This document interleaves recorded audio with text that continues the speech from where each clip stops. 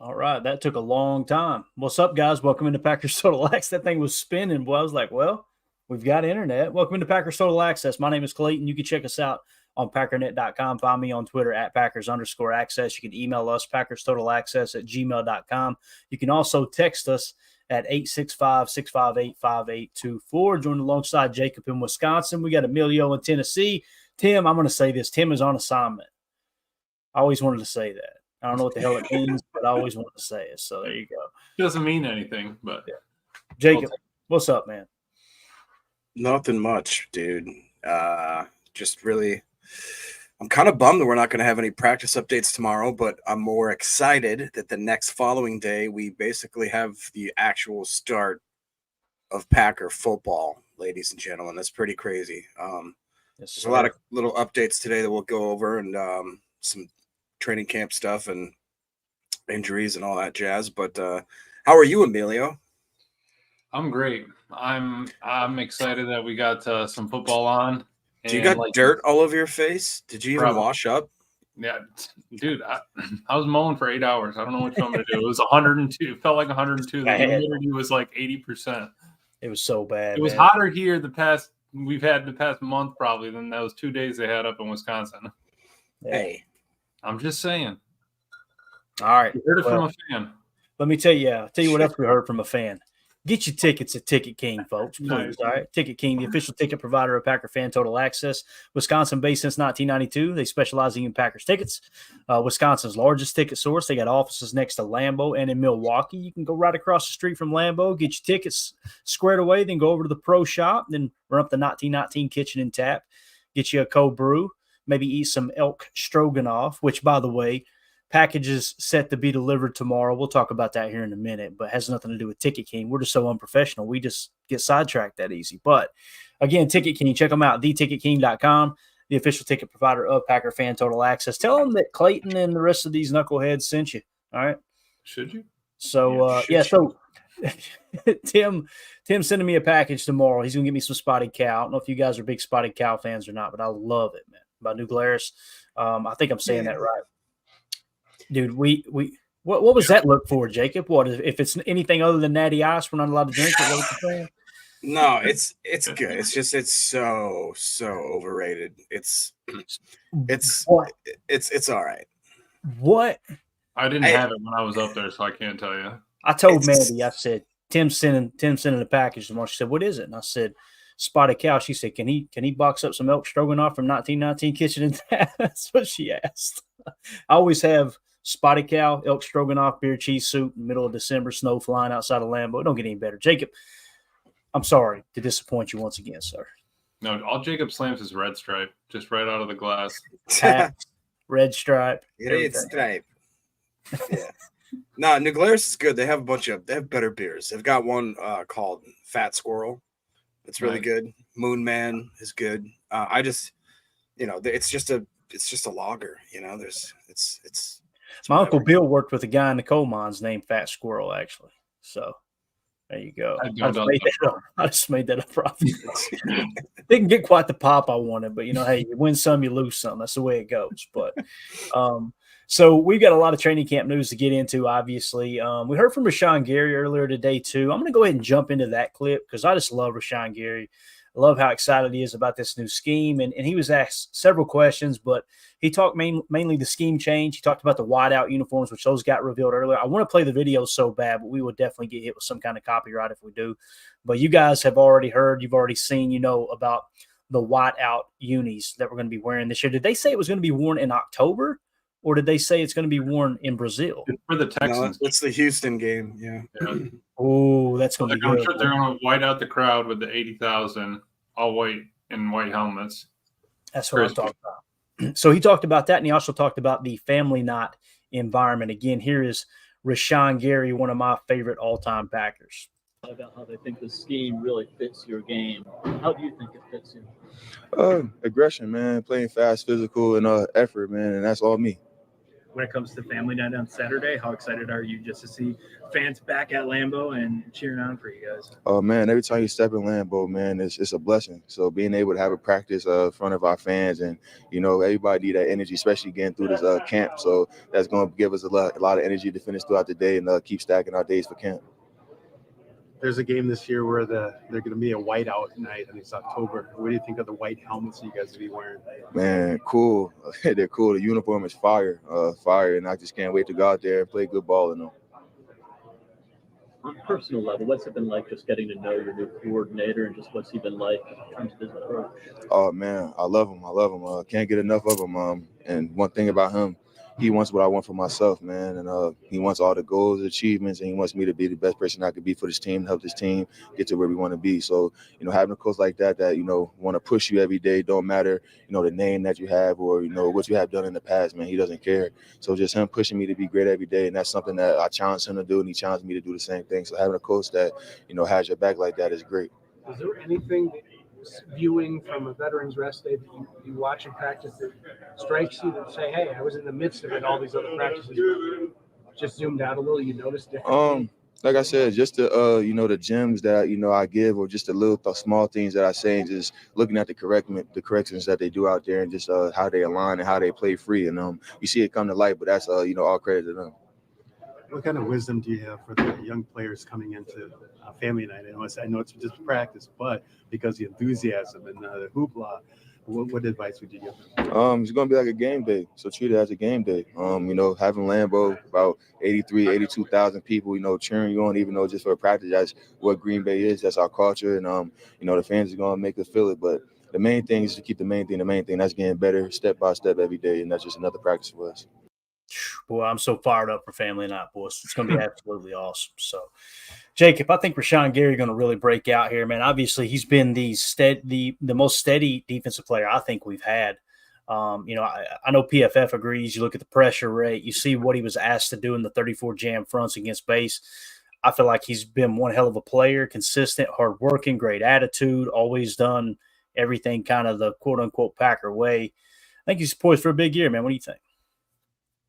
Yeah, I really do. And he's just always been such a selfless player that even when you look back at what he was asked to do in Michigan, it was kind of controlled chaos. Look at what he was asked to do here with the Joe Barry scheme. A lot of it was controlled chaos. I feel like finally, for the first time in his career, they just said, all right, dude, put your hand in the dirt, get the quarterback. That's it. Don't worry about anything else.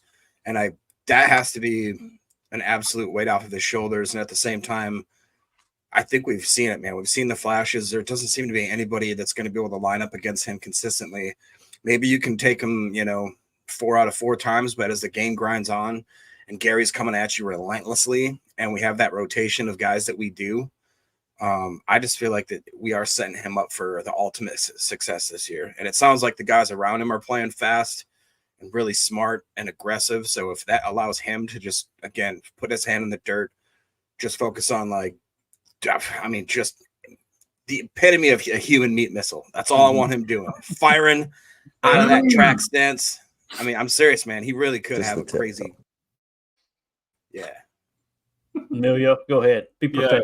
Great points there. Great points there, Jacob. I think also earlier in the interview, he was talking about it, being excited for Kenneth and just how he's, grown and watched him and helped him, become a football player. So I think it's awesome. He's taking that role. He knows that, it's him, Kenny, and Ja that have been there. And we gotta bring everybody together for the team. He's got good communication with his D coordinator, and he's happy to be there. Tying back to the jerseys, I like that we're bringing the all white to the home, because normally we're in the green. But also, I like Wes's point that he was talking about. It's kind of like that college thing where you go into Penn State and it's 120,000 all white, ready to roll. It kind of just gives them that little bit of energy. If it's going to be a high tension game against CJ Stroud, whatever.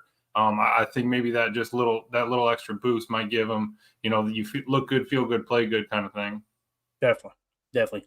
Prince in the chat says, Evening Gents, got the Hall of Fame game on just to see a couple of kickoffs. I know everybody's excited to see how that's going to look. I'm just excited football's on the TV and it's not a rerun. You know what I'm saying? I've been watching reruns for a long time now. Omer in the chat says, D wins practice again today after offense won it yesterday. We'll get into some of those details here shortly. CJN says, spot on, Clayton, with the New Glarus. Thank you, sir. I appreciate the support.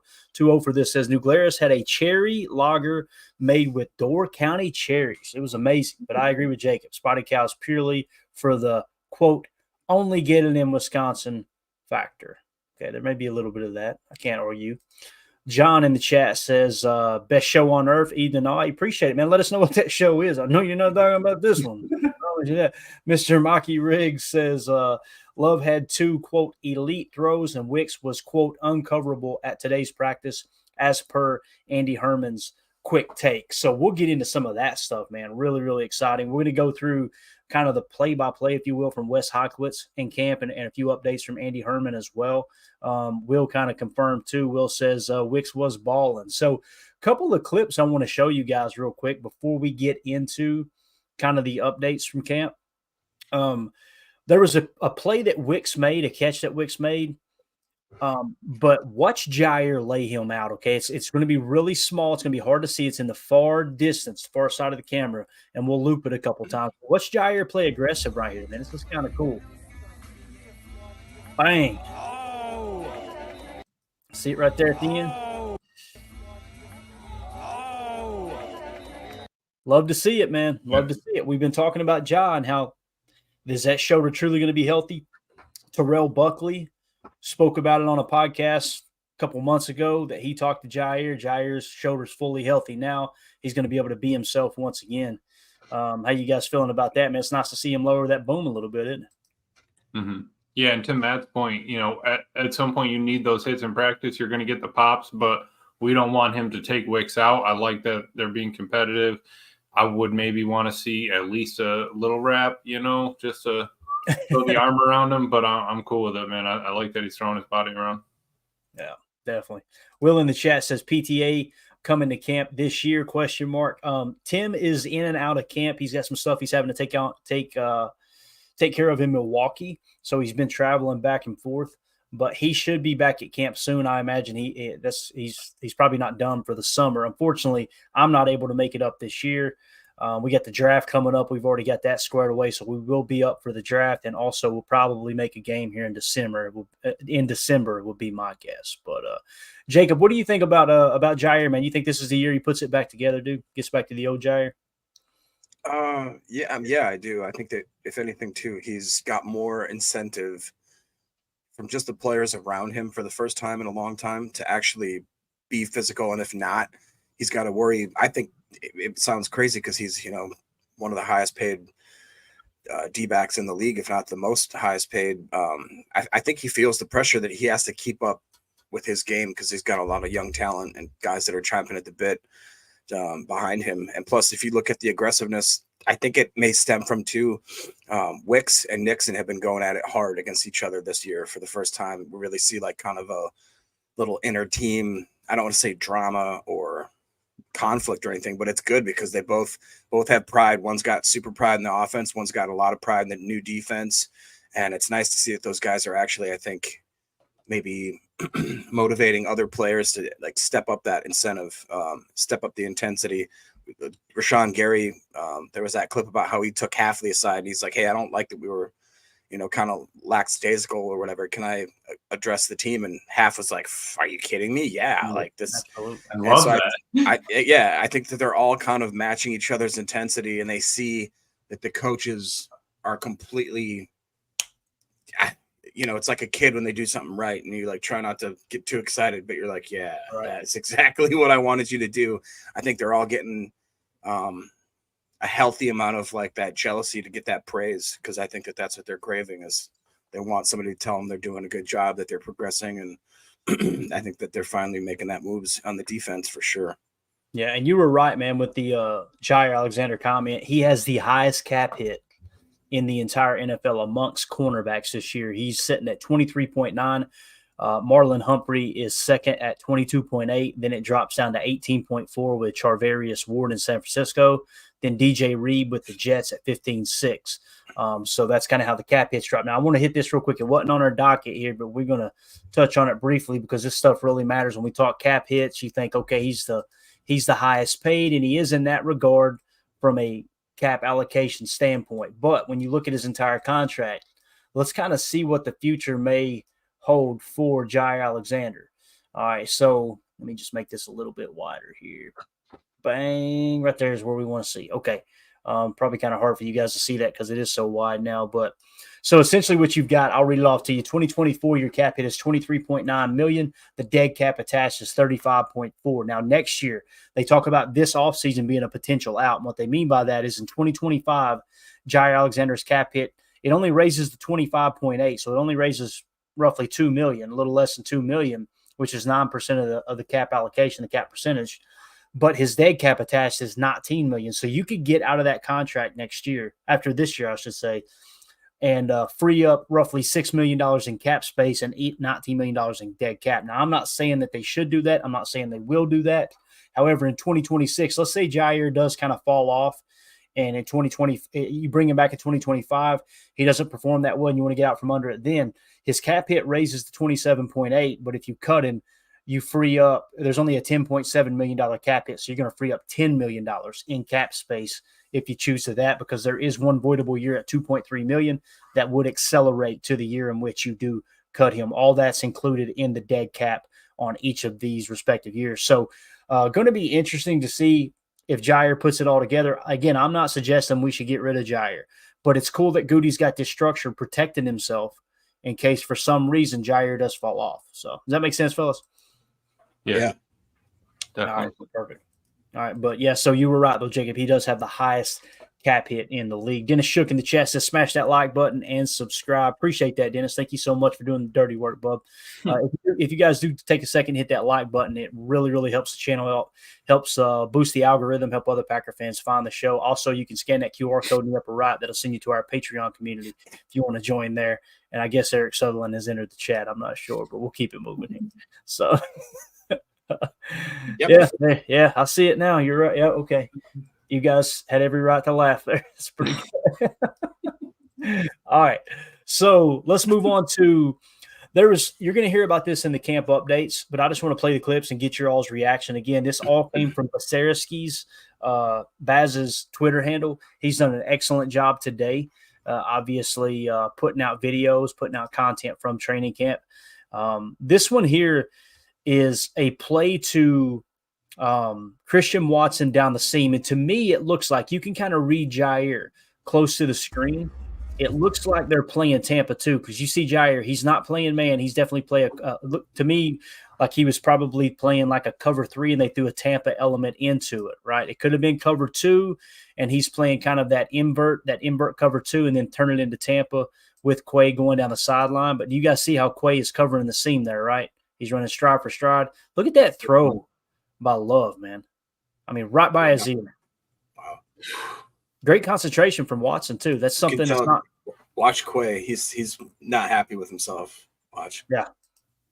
All you got to do is flip that head around. You got your pick. And that's the awareness stuff that we talk about. We talk about with Eric Stokes a couple years ago, too. Remember, it's like you're running down the seam. At what point do you think, okay, let me look back and see what's going on here, right? Mm-hmm.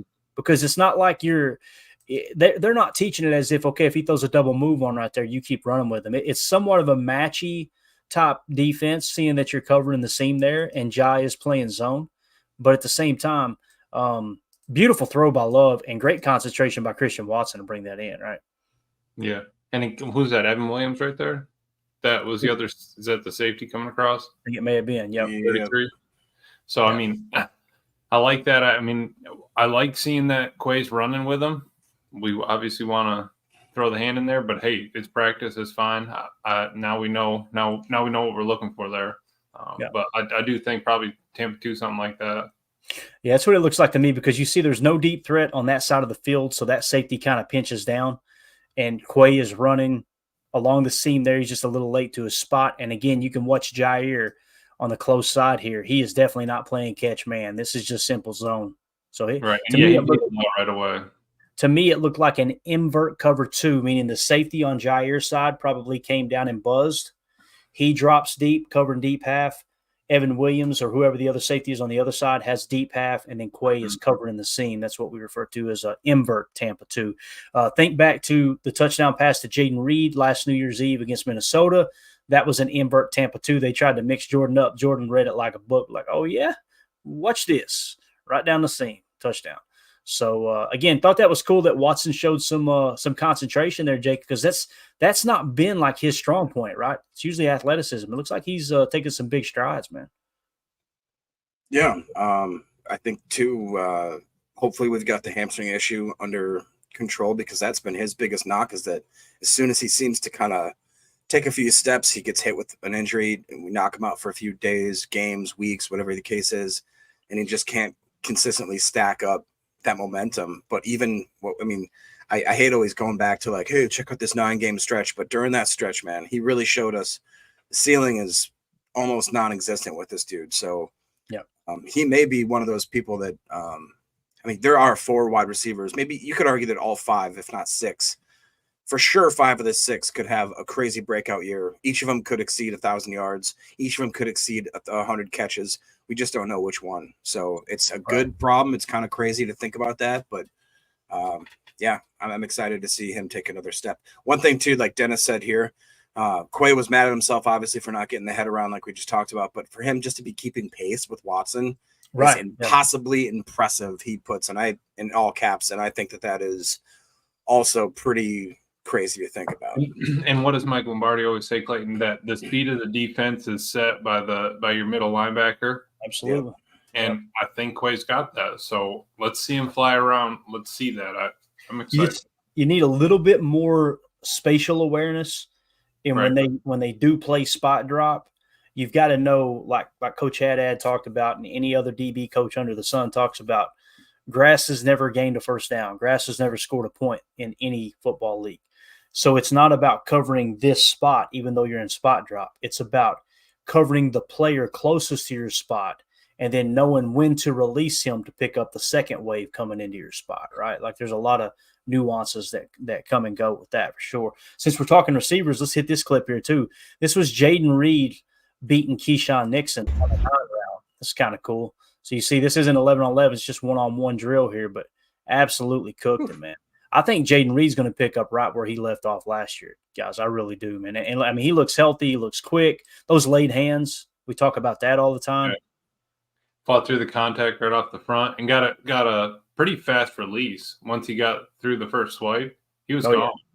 Never stopped moving his feet, right? Just keep chopping. So thought that was a pretty cool little play there and a beautiful throw by Love, man. Love, think back to last camp when people – I won't say any names, but there was a couple of different, beat writers, beat reporters that were like, we haven't seen any wow throws, right? We haven't seen any wow moments. This year, you're like, every day it seems like he's throwing a 40 or 50-yard bomb to Christian Watson. And in this case, it was Jaden Reed in a one-on-one. I get it. It's just practice, but go ahead. I think what's bigger than that is that I remember what worried me for sure was that even when we had the quote-unquote wow throws, they were a little bit underthrown.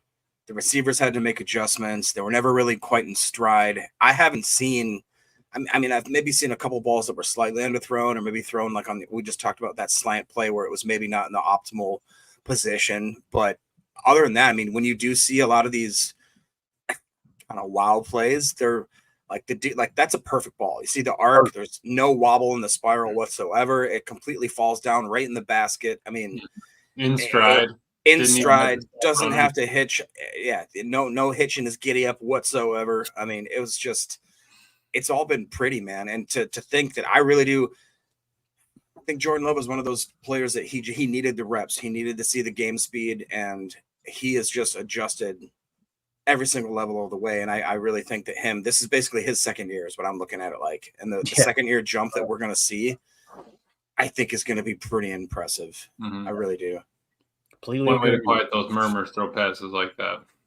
Yeah. What's that? What'd you say? I said one way to quiet those murmurs, throw passes like that. Oh, absolutely, man. Just come out slinging it. Humming that tater, shooting that peel. You know what I mean? All right, here we go. Here's another cool play. Marshawn Lloyd back in action today. I think this was 11 on 11s. Look at this, boys. Marshawn Lloyd, 50-yard touchdown run. Patience, bang. Look at that. Little cut, gone.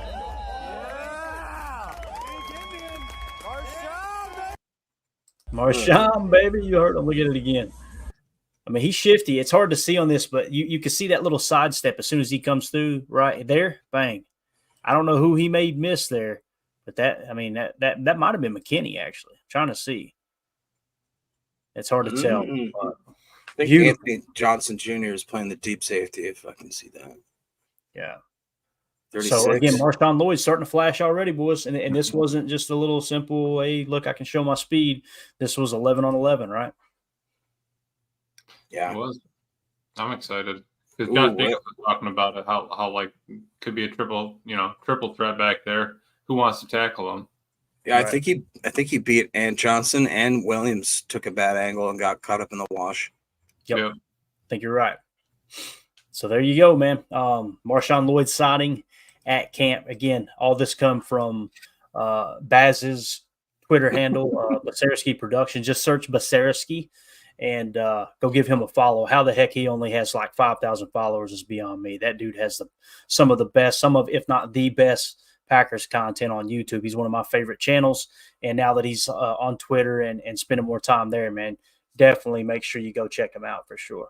So completely agree. Coach Lynn says that was an impressive run. You guys want to hear a funny little exchange from Coach LaFleur before we talk about the details of practice? That cool with you guys? All right, so we've been talking about Tupac LaFleur here, right? Last little bit. He has no chill with the media now, right? So little backstory, if I understood it correctly. This is Rob Demovsky asking the question. And Rob Demovsky has been catching hell on Twitter because evidently he's not providing any – the way I took it, and I could be wrong.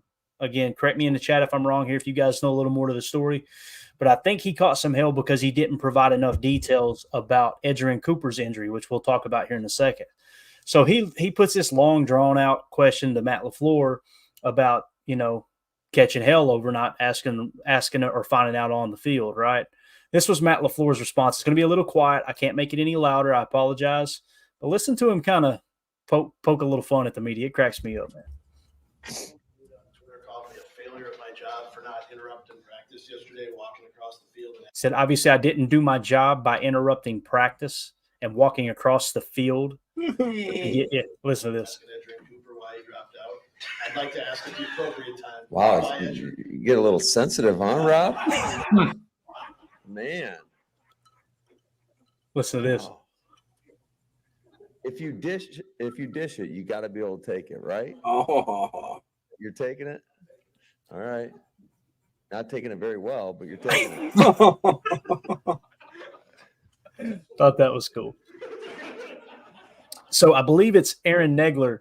Because he had a little growing. So we'll see how he does. And but yeah. So he's talking about his groin.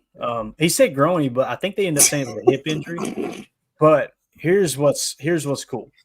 Aaron Negler is going to ask a question here in a second, and he asks about install. I hope you guys can hear it. I apologize on the pod. I can't crank it up any louder, so try to turn the volume up as much as you can. So really good. I think there's a question in between. Then Nagler asks a question about installing a play. Is a really good answer. Carrington Valentine as well. I mean, I was answering there. Is that a day-to-day thing? Something maybe longer term? I think we're still kind of going through that right now. But certainly we're going to be very cautious when it comes to those. And, unfortunately, it's the price of doing business sometimes. You get into camp, they're bound to happen sooner or later for somebody. And he's been doing a lot of good things. He tried to power through it. It's just that's not something that you just want to fight through all the time or usually. Jordan said that the touchdown play to Wicks at the end was something you guys had installed pretty recently. He said that touchdown play to Wicks, Jordan said it was recently installed, was the opening comment. He put it in a couple days ago. Can you take me through what that process is? Because you hear that a lot in football, but it's not like they're computers. You're not like plugging something in. Like, what's the process of putting it in play? Well, usually you see something on film, and you're always trying to exploit whether the defense might look at some of our protection schemes and want to exploit what our offense is doing, and vice versa. The offense might be looking at whether it's a front structure or how certain coverages play out, and usually that's how plays end up being developed. And so John Dunn did a good job of seeing a hole in the defense. And although we did not execute that play correctly, I don't know if he did say that. All right, good. We did have a bust on the play. That's why it's the result was a touchdown. But we want to be process driven, and the process wasn't right. So good play by those guys. Now there could be, I was telling the team today, could have been a potential push off.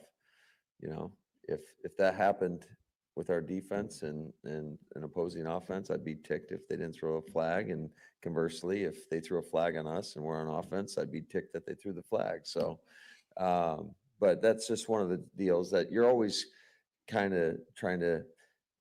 I don't think you necessarily scheme up each other in camp, because you really want to get your installs and the things that you can kind of forecast what you're going to be doing during the season versus whatever opponents. You want to kind of get ahead of that, but there is some competitiveness, I would say, that comes in, and a lot of, especially down in the red area, a lot of coverages. There's a lot of similarities between a lot of teams in terms of how coverages play out. So, but that's kind of the genesis of how that play came about. Love it. And again, you get great answers from great questions. Great questions aren't these long, drawn out, let me get a little attention to myself for a second type things. That was straight to the point. Great question by Nagler. And what an answer, dude. Just anything that takes you to the inside of, like, behind the scenes of how these things come into play is huge. I love what he said, process driven. How many times we heard back in 2022 when it was, there's receivers open, why isn't Rodgers throwing to them open? And then you go hear Kurt Warner break down the choice route rules in exchange within that specific play. And it's like, he's not supposed to be there. Rodgers isn't expecting him there. There, you can't. It's got to be process driven. If it's not happening within the process of the play and how it's designed to be drawn up, it's just a very casual way to fan to go throw to the open guy. He's open. You know what I mean? Same thing with like a run. Like, we should have ran the ball there. They seen something that they were trying to exploit. It's a lot deeper than just me drinking my beer on the couch going, we need to run the football more. Right. So I love that answer from Coach LaFleur, though. I thought it was absolutely awesome. But you guys ready to get into the practice details, the practice notes, if you will? That good with you guys? Let's do it. All right. All right, let's go rapid fire real quick. First of all, injury report. Full practice report from Andy Herman said rest day. Elton Jenkins, Rashawn Gary, Preston Smith, Kenny Clark all got rest days. Personal day, Josh Myers. Does anyone, I'm going to ask you guys this first, does anyone here, Jacob or Emilio, or anyone in the chat know what's going on there? Because it sounds like it's got to be something serious, and that sucks, man. I don't know if it's family or some kind of tragedy. I don't want to speculate too much, but listen, we've been critical of Josh Myers. We feel like he hasn't lived up to the second round hype. But the fact that he's having to take these personal days, man, it really makes me – your heart goes out to him because you don't know what the dude's going through, right? You guys ever heard anything? Have not. I haven't heard anything. But like you said, it has to be something close to home. I don't want to speculate. When you have multiple days off and then come back and then immediately have to go off again, it doesn't bode well. But hopefully everything can go as well as possible for him, because we definitely, it's crazy to say, but we are not as good of a football team unless he's on the field. Right. I really do believe that this year. So all right. So also new injuries. Josh Jacobs with a groin injury. I think that was what they were asking in that question, in that clip. Edgerrin Cooper has a hip injury, although he was out there. I've seen clips of him out there, just not with the team drills. And then Don Callis with a hamstring. It said existing injuries: Carrington Valentine hamstring, Donovan Jennings knee, Deslin Alexander lower leg, Keyshawn Banks groin, and Tucker Kraft is still on the PUP list with that torn pec. So those are your injury updates there. Starting O-line today. This was interesting, boys. I ain't gonna lie, made me a little nervous. Wes Hawkins tweeted out Here is your starting offensive line: Rasheed Walker, left tackle; Royce Newman, left guard; Sean Ryan, center; Jordan Morgan, right guard; and Andre Dillard, right tackle. Jacob, I sure hope we never have to see that combination of this offensive line, bro. What do you think about that? That is the O-line equivalent of gas station sushi. I don't want to ever see that in the history. That made me just have like that made me have a physical reaction when I saw it. I was like, the egg salad sandwich in the open, refrigerator. Yes, exactly. Definitely. Yeah. So hopefully it was just experimental, right? And it stays that way for sure. Javon Bullard did start today.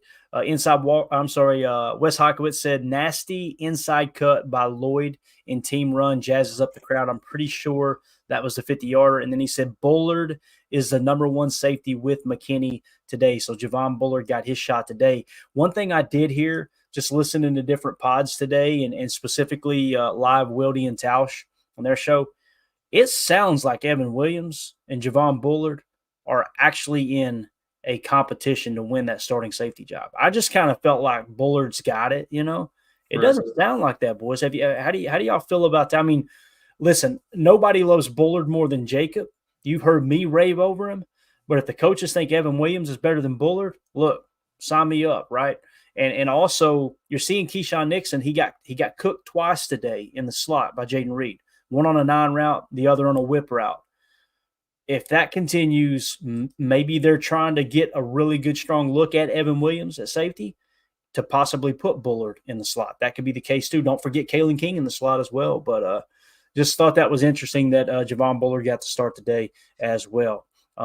Moving on to Carl Brooks. Wes Hawkowitz says Brooks would have had a sack of Clifford in 2s, but Tenuta grabbed some jerseys. So Carl Brooks continues to flash in camp, which is really exciting. We've talked about different players that could play different positions on this defensive line. Carl Brooks is one that played defensive end and stand-up defensive end at Bowling Green, and he dominated, albeit a little less competition at Bowling Green that he was going up against on Saturdays. But we also talked about, he could play interior, he could play defensive end. But check this out, Kobe Wooden today, getting snaps at defensive end with Gary and Preston sitting out today. So they actually looked at Kobe Wooden at the defensive end position today. How you guys feel about that? Carl Brooks, and then of course Kobe Wooden possibly playing some DN.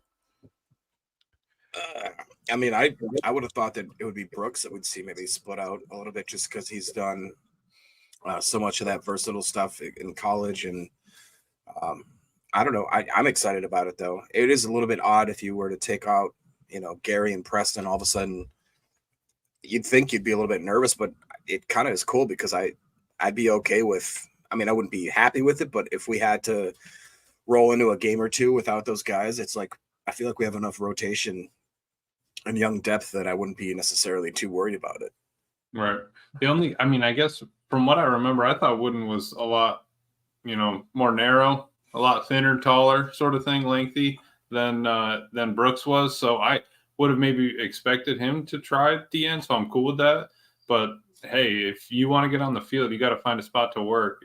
If Kenny's been tearing it up, and Matt was saying TJ Slayton has actually been like blowing up. So if that's the case that you have two already in there, you still have Devontae Wyatt and Carl Brooks, your fifth man on the line. You want to get it in play. Let's try to get it a rotation in at edge. See, the thing is they actually had Wooden put on weight in the offseason, so he came back a little thicker than he was. That's what I thought. But yeah, but that and go ahead, Jake.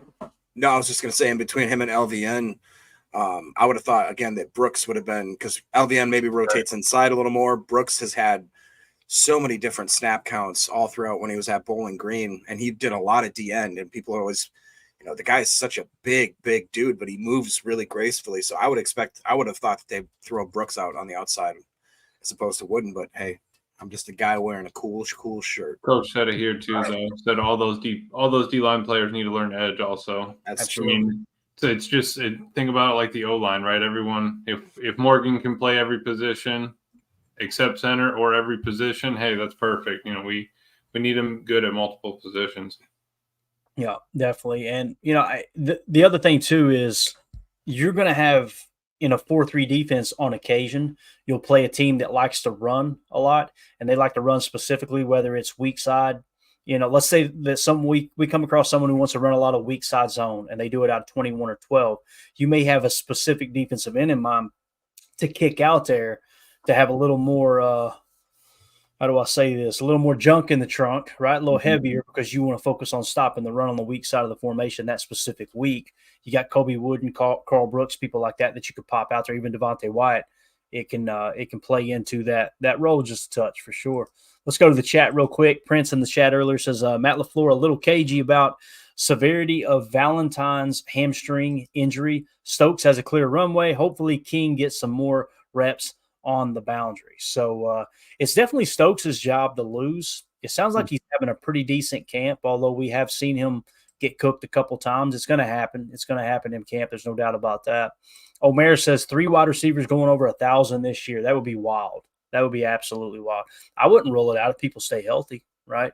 Because once they start to, if they start to steer attention towards Christian Watson, you start throwing a Dobbs in an isolation play at the boundary X, bam, you're going to get him a lot of touches, a lot of looks, a lot of production. They start keying in on it and taking Christian Watson off the top, then guess what you can do? You can go to Jaden Reed underneath. You can go to Tay Wicks underneath. Who would be the 3 if you had to pick 3? So I was going to ask, can we include tight ends and running backs as well? Because there is a world where I could see, one of either Tucker or Musgrave cracking 1,000. I think it would be either Dobbs and like a Reed, Dobbs, Reed, and like Musgrave or something like that. I don't know. But honestly, it could be, dude, I could see Wicks, Reed, and Dobbs easy with, you know what I mean? And that's, who knows, dude? That's the thing is it's such a good problem to have. I like both of those, and I'll even add the Dobbs, Wicks, Musgrave maybe. But I think we'll have a couple huge games from C-Dub, and hopefully he takes off, and he is one of the 1,000 also. But, man, we have a lot of talent out there. Jordan Love just has to dish the rock. Yeah, definitely. We do, and obviously we showed the video earlier. Wes Heikowitz tweeted out, "Oh my God, the throw Love just made to Watson down the seam. Walker carried it, but Love couldn't have thrown it better. We have our Love and Watson big connection of today." So obviously many people, including Wildy, including Tausch and all the guys, talking about, seems like every single day Love hits Watson for a big play. Today it seemed to be like that one on that Tampa 2. Listen, when you're playing Tampa 2 was designed, many people don't know this, but Tony Dungy created the Tampa 2 defense to stop Brett Favre when Tony Dungy was in Tampa, and obviously they were in the same division as the Packers in the 90s. He did that to take away that seam route and really to bait Brett into throwing the seam route, and then you're throwing right into a backer that you didn't expect to be there, right? So you're not supposed to be able to attack the seam in a Tampa 2 look. Right. The fact that Jordan just threaded the needle, and kind of the old Aaron Rodgers rule, he said, if I ever look up and I see the back of their jersey, their jersey numbers, I'm putting it right by their ear. And that's exactly what Love did. So you're seeing a little bit of that carry over too, for sure. Let's see here. Coach Lynn says Reed, Dobbs, and Watson. I think that's probably the safest, Coach. That's the safest pick if you said, all right, there's a trio going over 1,000. I just don't know, man. Tay Wicks is Jordan's been going to him every time they need a tutter toward the end on these 2-minute drills, So 2-0 for this says, here's our 1,000-yard receivers. Dobbs, Watson, Reed, Musgrave, Wicks, Melton, Dubose, Dillon, Heath, Melton again, Sims, and Lloyd. Melton again. Melton's going to have 2,000 receiving yards. Jordan Love's throwing for 32,000 yards this season. Congratulations. There you go. So can't wait. Hilarious. I love it. I'll tell you this, though. This was exciting to see. Wes Heikowitz says Lloyd flashes his hands on snag off a wheel route from Clifford. Guys, a wheel route out of the backfield is not an easy route to run. If you guys don't know what that is, imagine the running back coming out of the backfield. You kind of run a long, looping, like flat, and sometimes it becomes a 2-window throw, right, where the quarterback, if he needs to check it down, you've got the flat, but then that flat goes right up the sideline into what we call a wheel route. You can run tight end wheels, things like that. You can run wheel routes with a little bit of cheat motion, especially with some of these nasty splits. Cheat inside close to the tackle, come back outside, and then wheel it up the sideline.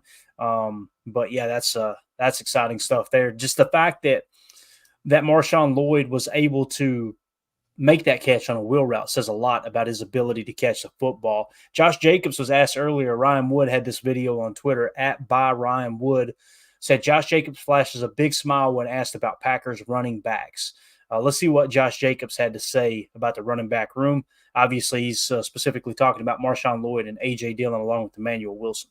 Yeah, is that a group that no one's going to want to tackle in this league? It's definitely going to be interesting. It's definitely going to be interesting. I think a lot of people are, sleep on the backfield that we have. I think that, we have a very high, upside to the group in general, to be able to come in and, use all of us in a certain type of way and be able to capitalize and specialize in our abilities. And obviously with AJ being, the vet and knowing the system, I would say the best out of all the running backs right now.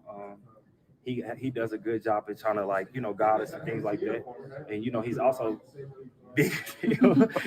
So, he's going to bring that physicality. I like to bring that physicality too. And, Marshawn, he could take the top off. So it's definitely going to be an interesting year. Yeah. Is that a group that no one? I think that's what he was trying to say. John Deere green on a hot summer night. He rode Billy Bob loves Charlene. I mean, you know it. You heard it from a fan. What is this hat? Look at this hat. The man is ready to go. There's got to be a history behind this hat. Where did you get it, Emilio? It's my grandfather. I love it. I knew it. I knew it was going to be back on. Passed down. I'll send you the picture of him buying it off the street. You look like the "oh no, we suck again" guy. He does. I love it. That's awesome, man. Absolutely awesome. Got Pappy's hat. It don't get any better. Or you look like you're about to be like hosting a hot dog eating contest on Coney Island. He's up there announcing it. Here's the deal. And in this corner, soaking wet, weighing 120 pounds with 2 big sand rocks in his back pocket. Unbelievable. All right. So, anyway, back to the camp updates. Please, Emilio, no more props. You're going to get a sidetrack. All right. Someone mentioned LVN in the chat. Who was it? Boom, Omer. I've been very critical of LVN, but he's been balling the past 4 days in practice. I'm glad you brought that up, Omer. This tweet came across from Wes Heikowitz during practices. Van Ness bust through for what appeared to be a sack, but the ball moved ahead 2 yards. So sometimes they'll strategically move stuff around to get themselves in certain down and distance situations to practice things. But it sounds like LVN came away with another sack. So I like how you said bust through for what appeared to be a sack. Okay, yeah. I was trying to see if it was where he was playing at. I got the vibe that he continues to play inside from time to time and not just at the edge. So that gives me that gets me really excited. Another one that flashed too today was Enigbare. Wes Heikowitz says Enigbare blows up inside run for no gain. So obviously LVN and Enigbare. This defensive end room, boys, it might be the deepest, a top 5 deepest defensive end room in the league. Like, think about the guys that are in that room, man. And I'm always thinking, like, is it just because we just talk about Packers all the time, like that we're thinking like this? But man, I don't know. If we look the numbers up, they might not all pop, but the way that these dudes show out and perform, as a unit, that's what's going to matter. If we can get pressure with 4, this season is going to be absolutely different. No, definitely. All right, let's see here. Back to the offensive side of the ball. Wes Heikowitz tweeted out. Let me drop that down. Bang. Dontavian Wicks show is back. Beautiful over-the-shoulder grab from Love in 2 minute to defense, to the defense's 15. Good for 27. Also had first catch of the drive for 13. I'm telling you, man, when they're in 2 minute drill, he's just looking for Tay, dude. Mm-hmm. He's looking and it's Jordan calling the plays. Matt said he's calling most of those in the 2 minute because, it's 1, quick decisions, quick reactions, and 2, it lets him see, what does Jordan like in the moment? What is he kind of like in those instances? Yeah. If you guys would hit that like button for us real quick here on YouTube, Rumble, and on X, feel free to share it. Appreciate everybody hanging out with us here as the Chicago Bears are now losing 10-0 in the second quarter in the first preseason game of the year. But feel free to sub to the channel if you like this kind of content too. We really appreciate you support. The Bears still suck. Beautiful drop there. My goodness. So Wes Hockowitz quote tweeted that from earlier, and then he said, and Wicks just drew a defensive pass interference in the end zone on 4th and 1 to continue the drive. I mean, he just continues to look for Wicks with the game on the line in these specific situations that Matt LaFleur is setting up. So let's go to the details of the 2-minute drill from the number ones. We'll read them in order here. This is from Andy Herman. 2-minute drill. Ball at your own 45, down 7, 1 minute left, no timeouts, 1st and 10. Love the Wicks for about 13. First down, clock ticks. Wicks with a beautiful release versus Stokes. There's Stokes getting cooked a little bit again. And Love throws an absolute effing dime down the sidelines. Huge gain out of bounds. Unreal play. So Wicks just continuing to flash. Down to the 16. 38 seconds left, no timeouts, 1st and 10. Cox almost gets a sack, Jacob. Almost gets a sack, but Love gets rid of it. Incomplete to Dobbs downfield, was basically a throwaway, 32 seconds left. Love checked down to Reed, picks up 7, clock ticks. Dillard, nice block on Cox, Jacob. 4th and 2 at the 7 coming up, 9 seconds left. So it's 4th and 2, 9 seconds left. Wicks wins easy, and Loves gives him a great ball, but Bullard wisely grabs him. Pass interference called. First down at the 1, 4 seconds left. I heard people saying extremely high IQ play by Javon Bullard, knowing, hey, look, let's just get the pass interference here. It's either that or a touchdown, right? Mm-hmm. So that's cool to see some of that situational awareness, especially from a rookie. And then the final one says Love completes to Wicks, but defense forced him out at the 1. Looks like there should have been a second left, but it ticks off. Defense wins. Wicks and Love were awesome on that drive. So hear y'all's comments on that little 1-minute drill put together by our boy Matt LaFleur. Got to have the hat on if we're going to do that drop. Yeah. I'm sorry, man. You got to have it. Like I said, I'm 2-minute drill. Let Jordan Love cook. Let him call the plays he wants to see and find the targets he wants to hit. Yep. And it happened. But I also like how you pointed out there, Bullard. Smart play by the rook. You got to be, you also got to be thinking while you're out there. So I'm sure Hafley wasn't happy about the coverage breakdown, but happy that he made that decision. Yeah. What do you think about Wicks, Jacob? Seemed like a real deal, dude. I mean, yeah, like we talked about, they did a lot of off-season work together, and I think it's starting to kind of show up once Love kind of got up to speed. They're starting to get on the same play or the same pace as far as the gameplay goes, and I really do think it's crazy to think that there's so many different weapons that could come to fruition. One of them we're not talking about too is Josh Jacobs has always expressed how he wanted to be involved in the passing game more often, and how they basically just refused to do that in Oakland. He had like 2 pass attempts, or was passed to twice or something crazy like that over his career there. Like they never utilized him. So I'm excited to see that. And it's a little bit encouraging to see my man Cox out there throwing around, slapping around, but it stinks because it seems like there's a lot of Cox blockers out there like Dillard, that are putting it down just like 2. You're an amazing person. You know that, don't you? But you gotta work hard, penetrate through, and on the other side, you're gonna see a lot of good stuff coming out. Emilio, this is your friend right here. This is your friend, not mine. Okay, unbelievable, Jacob. I'm just gonna let that sit for a second. I don't even know what to say. You might need to add that one to the quote list. Put it on the ticker. Put it on the ticker. All right, 2-minute drill from the number 2s. You ready? Yeah, we need to hear we go drop. You're right, sir. I apologize. When Tim's not here, everything runs off the rails. Mm-hmm. Andy Herman tweeted out, same situation for the 2s. So here's the second team essentially. Clifford scrambles, no gain, or maybe a slight loss, but gets out of bounds. Clifford to Heath with a nice anticipation throw on an out route, picks up 7, 3rd down. King undercuts the route, but can't come up with anything. Ball hits Toure in the hands for a potential first, but drops. So you see Toure with the drop there, right? That's what it looks like. Let me drop this banner down real quick. And Clifford tries a slant to Heath, but it's well covered.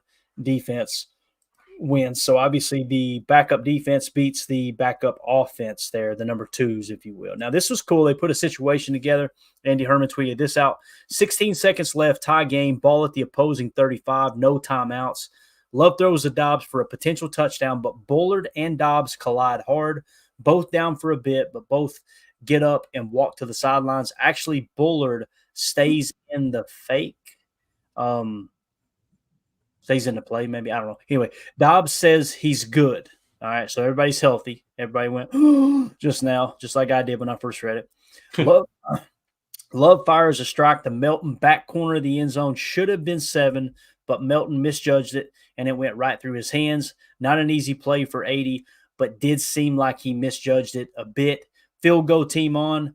Greg Joseph drills it. Now, one of the big talking points today, and then we'll kind of get ready to wrap up with this, kicking competition. Boys, we talked about it, I think it was yesterday. I'm giving Anders Carlson the edge, right? I'm like, yeah, Anders Carlson the guy, and I think I specifically said, unless he falls 5-6 kicks behind, then I might feel different. Like clockwork, check this out. 6 hours ago, Andy Herman tweeted, Carlson goes 1 for 3 kicking. He's now 22 of 27 in camp. Joseph goes 3 for 3. He's now 25 of 27 in camp. Joseph widens his lead somewhat significantly. All right. Then with that quote tweet, what he tweeted out right after that was Carlson goes 2 for 3. He's now 24 of 30 in camp. Joseph goes 3 for 3. He's now 28 of 30, 3 exclamation points. The Joseph lead widens. Carlson needs to avoid a lull here, something he struggled with at times. At what point, you guys know, I've been that person like, hey, if it's close, give it to Anders. At what point do you look up and go, damn, Greg Joseph won this kicking competition? What would it take? A 10-kick lead? What do you guys think it would be?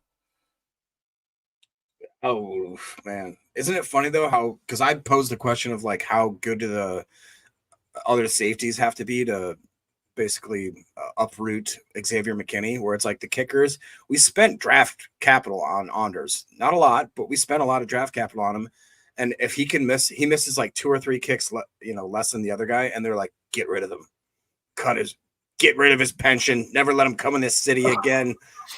Burn it down.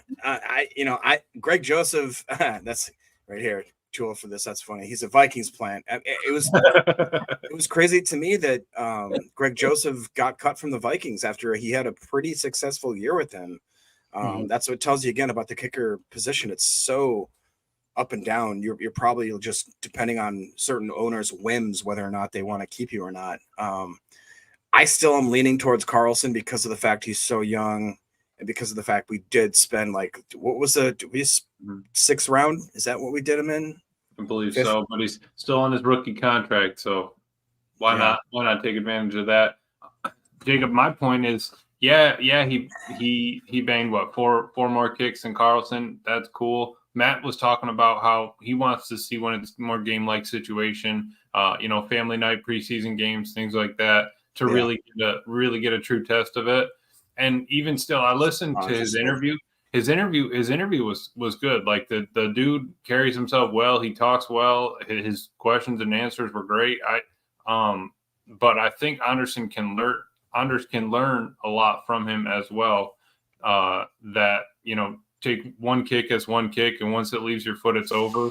You can't keep looking ahead or behind at what you've done previously. And that he's like, I don't even set goals. I don't know what I'm at. I don't know stats. He goes, I'm going to beat myself if anything. But it's one kick at a time and take it. He goes, I had to learn it from veterans too. So maybe Carlson needs that veteran help keep him in here for another month and push him. And by the time final cuts come around, then we make the decision. You know what that reminds me of was one of the best quotes from one of the best humans of all time. His name is Dom Toretto. He says, I live my life a quarter mile at a time. You know who that's from? You know what that's from, Emilio? Are you kidding me? Driving. Yeah, I know what Fast and Furious Hey, is. Paul Walker, click it or ticket. Yeah, I'll take the tuna fish sandwich. Unbelievable. All right. Omer in the chat. Now listen, Omer is that guy. He fired everyone at 1265 3 times. He wanted Joe Barry gone. He wanted Matt LaFleur gone for a short bit. He comes in here and says, "One bad day and you all want to hang unders." Hey, Omer, I like this new Omer, bro. Yeah. Seriously. Because it's a great Joker point. Omer. It's a great point. I don't think anyone said he should be executed, but Right. I'm just saying if it jumps to like a 10-kick lead, we got to start talking about it, right? I mean, if you see it, you got to say it. But Omer, I'm proud of you, sir. You were being positive tonight, and I'm starting to wonder if you got hacked. You were the man.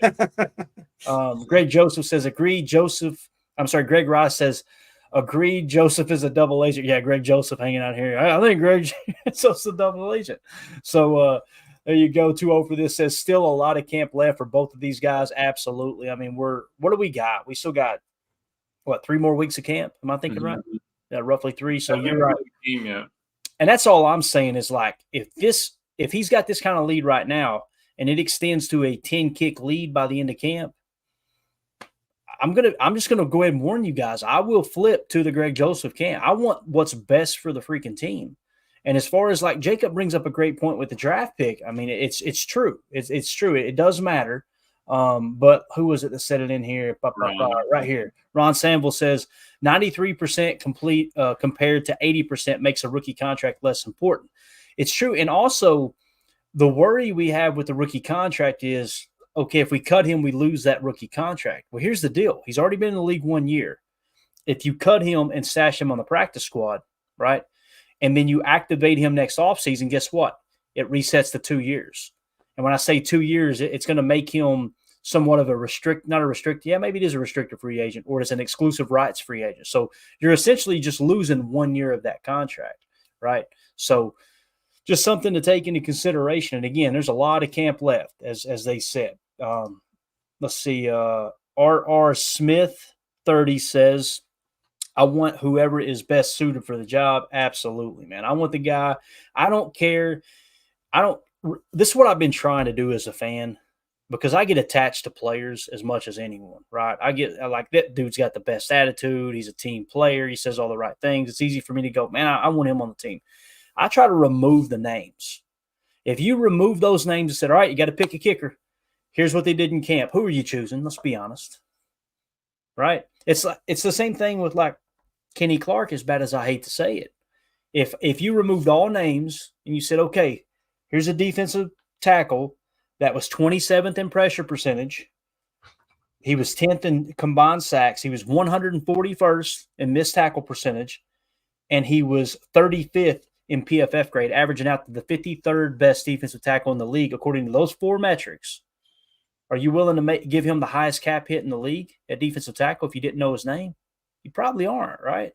So that's how I'm trying to look at stuff, but I'm also trying to look at it through the eyes of the coaches, the front office, because they know a hell of a lot more than us, right? So you're saying Carlson misses another 6 kicks, it's over, or like it could be to that 10-point. But if he stays at, maybe he misses 1 or 2 more, because it's not like unless Joseph misses, he's not going to be able to make up ground, right? There's no way of him pulling back into it, and that means that Joseph is just killing it if he continues to hit it, right? You know, so I said 10. I just kind of flippantly threw that out there, but I think that is kind of realistic. Like, look, man, if this guy's got a 10-kick lead. Yeah, what are we going to – I mean, we're at 30 now. By the time we get done with it to the open practices, we were probably at 60 last year or 70, something like that.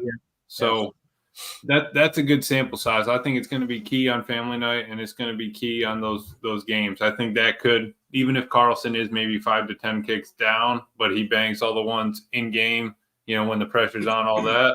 That could be a different scenario too. I think somebody said in the chat that about family night too. That's going to be a great test, right? Yeah, right. You get the crowd in there. You get the wind in Lambeau a little bit. It's going to be with all the humidity here in the summer air in Green Bay, Wisconsin. That air is going to be a little bit, just a touch thick. You know what I mean? It's going to be sitting in there heavy and going to be a little bit more difficult to kick than I think Rainitzky Field for sure. Omer says Joseph deserves credit for doing so well, no doubt. So. And then Drew D says, but has Joseph been nailing the bike route? That's the real question, right? So that's a great one. Don't know. Got to go to the tape. Got to go to the tape on that one. All right, gentlemen. Anything else as the Houston Texans are now leading the Bears 10-7 with 5:26 left in the second quarter. I know some of you gambling degenerates are about to start tracking the middle late here to get you live bet in on a preseason game that we don't know who the hell's actually on the field right now. But anything else you want to hit on, Jacob, that maybe popped to you during camp today? No, not really. That was it right there. It was what Drew was talking about, how family night is such an advantage for the Packers. It really is. It almost gives them an extra. I mean, Josh Jacobs, I believe, was asked about it at his locker today, and like, what do you expect? And he's like, man, I don't know. He's like, I'm told that there's like 85,000 people that show up to basically watch us practice. And dudes are tailgating now. Yeah, literally. I mean, probably in the next like 24 hours, there'll be people that'll be out there. I mean, that's crazy. So, I'm excited to see how they react to it. I'm excited to see how certain players use that opportunity. I think the biggest one they talked about for sure is the kickers. I think that's a huge advantage for the kicking game, especially when, last year we made the mistake of not having anybody challenging Anders. This year we have somebody that's almost literally perfect challenging him. So add in the extra sweat of a game time situation with literally 80,000 people waiting and breathing and cheering at the same time. I think it's going to be great. Super great. Mm-hmm. Greg Ross in the chat say, Clayton, what is the reason you do not play a rookie quarterback? He isn't ready? ? I'm assuming he's talking about Caleb Williams tonight in that preseason game. I think so. It could be. I've thought about this quite a bit over the last. He's going to cry. I thought about this a lot over the last 48 hours, Greg, because it's like it could be two things. It could be he's not ready, and they know that could create a big negative firestorm in the media if he goes out there and just absolutely craps the bed in his first preseason game, right? It could also be that he's lighting it up behind the scenes, and they know, hey, look, this dude's ready. Let's don't risk getting him injured, right? I don't know, Emilio, how do you feel about that? I could have swore I heard Lombardi talking that he thinks that they're not even bringing the starting offensive line out there. So if we're not going to put the starting O-line out there, we're not going to put the new starting quarterback out there too, which is fair, right? But again, he's going to need reps, so at some point he's going to have to play. But I guess they just don't consider the Hall of Fame game, one for the starters is all. That makes sense. You don't want him out there getting crushed behind a backup offensive line, right? So maybe it'll be something kind of like the old days where there used to be 4 preseason games. That third preseason game was the dress rehearsal where you get your starters out there for sometimes even a half of football. It might be the second preseason game they do that now, and then the third they set it and let the young guys try to win. I'm not sure, but do they only have 3, or is the Hall of Fame game like an extra one for them? I'm pretty sure they still just have 3. Okay. Jacob, isn't that true? Let me double check. Because that would be the only other thing. If it's really just an extra preseason game, then yeah, why would you have the starters out there for that one if you just need to see tape on everybody else? Because we're getting like the 4th with family night. And then we still don't have a game for another week. So, yeah, looking at the schedule here, they have 4 preseason games. I didn't realize that. So, all right. So then, yeah. So the Hall of Fame games just a wash. Get everybody out there who's at the bottom of the roster, see what they can do. That makes more sense. Yeah, I didn't realize that. I thought for sure they had 3, just like everyone else. I didn't realize they had a 4th game. Did you know that, Jacob? No, but like Emilio was just saying, that kind of is a weird incentive where it's like, hey, give you this extra game where it's kind of not really a game, but like you might get embarrassed. But the fact is you could try to see who the absolute crap is at the bottom of your roster.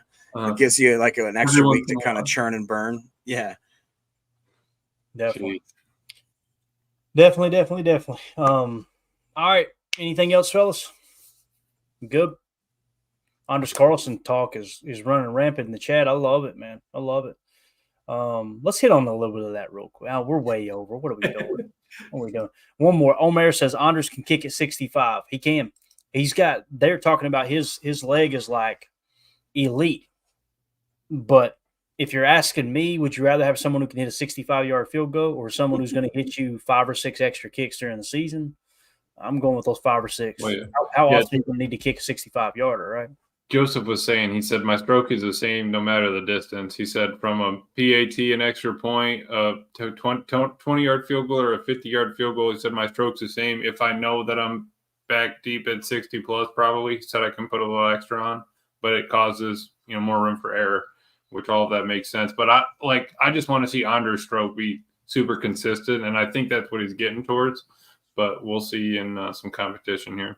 Yeah, definitely. Greg Rice says, Anders is my guy. Greg, sorry, no love from the Greg Club. And then he went on to say, Greg on Greg hate. So Greg hates Greg. Greg on Greg hate. So, anything else, Jacob? I heard you say, I don't know, did you get a back spasm or what? No, I just I don't watch movies like Clayton does. Drew D talked about a topic. I watched the new Top Gun. I'm the last person apparently on earth to watch it with Tom Cruise. Good? It was amazing. Was it good? Dude, it was. Watch Maverick. It was like the best remake I've ever. It wasn't even a remake. It made me so happy. It made me like proud to be an American. It was Jacob. Like, Jacob, when it we made were me in our excited. They touched on stories, but didn't over embellish them. They let it play out. They had the diversity thing, but like they didn't overblow it, so it was in your face. It was great. It was really good. That movie came out. We got it. Played it on when we were at our apartment. Fell asleep. That thing was blaring. We got a noise complaint the next day. Our neighbors were like, called the office. We got a noise complaint for it. But what a movie! I mean, absolute gem. Yeah. They said, over there at 375 Smith Street, we had a noise complaint. Who? Yeah, all you hear is just rockets taking off. I've got a buddy. His name's Worth, and he's in his late 50s. And they went and watched it. I think it was 3 times in the theater. And I said, "Was it good?" He went, "I cried every time." That's what he said. Mm-hmm. He loved it. I can't believe you haven't seen it. I'm just not a movie person, man. You know what I'm over here doing? I'm over here trying to read how this damn wide zone slice is working out. You know what I'm saying? Like, come on, yeah. I ain't got time for movies. That looks like your notes for your junior year on Road to Glory is what it looks like. Between that book and winning natties with Notre Dame on College Football 25, I ain't got time to go to the theater. Are you kidding me? So, anyway, we've reached the point in the show where we say this show sucks. So we're going to leave now. Thank you, everyone, for hanging out with us. We'll see you tomorrow. Got Pecos Bill down there. Love it. Love that. So tomorrow, 7 p.m. Central, we should be back. Tomorrow's Friday, right, gentlemen? Yeah. Correct. So, and then, of course, God, unbelievable. Jake, you had to put it up there, didn't you? Oh, man. I know it was you, Jacob. It was definitely Jacob. Saturday night. Who is available Saturday night? I can try to be, yeah. Oh, that really. Oh, is that for? Wait, that's for family night? No, Jacob. I was going to see if you want to hit the bar with me. Yeah. No, I'll be available for that. I want to make sure I think that's going to be fun. If we can make that happen, we're going to do a live stream during family night. We won't be streaming the game or the scrimmage, but we will be doing live updates during it. So it'll be a lot of fun. If you guys want to swing through, if you're out of market, you can't catch it. Hop in here with us and we'll give you some updates. We'll try to time it to when the good stuff starts happening. We may go a little early, but we'll try to carry it through the end. Mm-hmm. And then, of course, it'll be out in podcast form too. If people miss it, then the next day they can check it out in podcast form and we can give some audio updates, if you will. John, thank you so much. He said hit that like button. If y'all would hit that like button briefly on your way out, we'd really, really appreciate it. Coach Lynn said he's available. LOL. We need to get you on, Coach Lynn. We need to make that happen. Need to do that soon too. I think that'd be a lot of fun. You just can't be here for the pregame stuff because I'm telling you, these knuckleheads they about ran me off a time or two. They made me question my loyalty to the show. To be honest with you, man, they get so out of control. But anyway, we're out. Appreciate everybody. For those of you listening on the pod, thank you for making us a part of your day. Randy Cleaver says, "Go Pack, go." Completely agree, sir. As always, let's go out and be the change we want to see in the world. And go Pack, go.